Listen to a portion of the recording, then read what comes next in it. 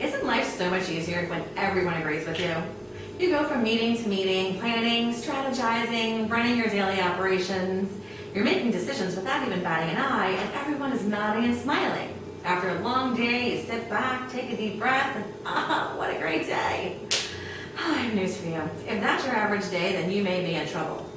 Falling into the trap that nodding and smiling is consensus is an easy one to fall into. If you're not being outwardly challenged, then everyone must be in agreement, right? Wrong. It's natural to want to hear yes, and to breathe a sigh of relief when we skate through a meeting where we expected to run into that challenging conversation.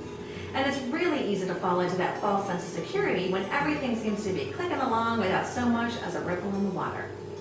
It may be good for your blood pressure, but it's a potential danger sign for your business and your career.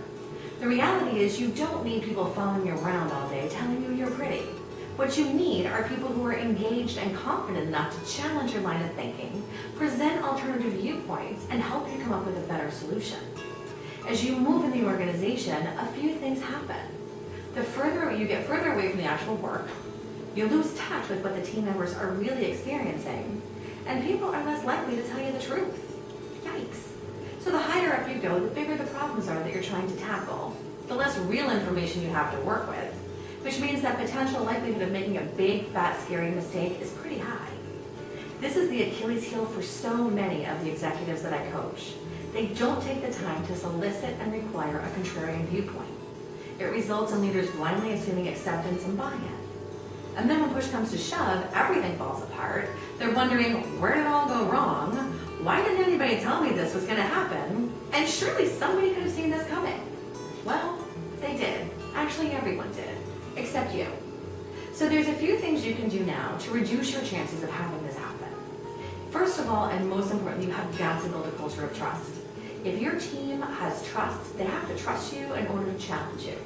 And if they think you're just going to dismiss their feedback or use it against them during bonus and promotion season, you are never going to get a straight answer. So work hard to build trust and make sure they know you trust them, because it has to go both ways. Openly solicit the contrarian viewpoint.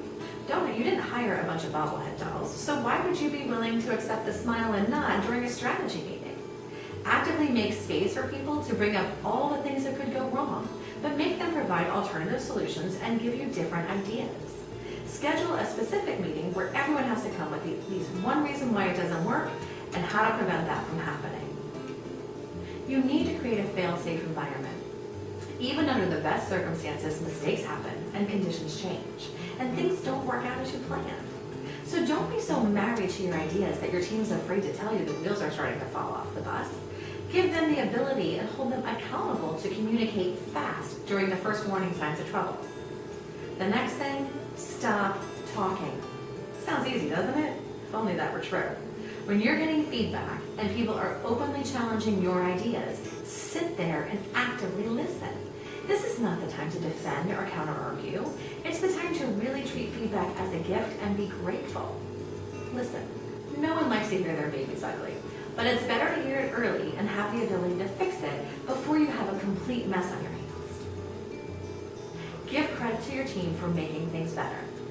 The team that has mutual trust and a mandate to change and enough runway to learn and occasionally fail will run through brick walls for you and accomplish the impossible.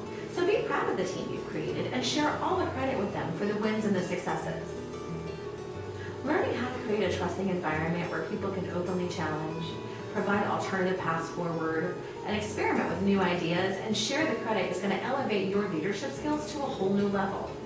It takes a heavy dose of courage and a ton of self-awareness to get this right, but it's absolutely worth the effort. As always, I'm here to help, and you know where to find me. See you next time.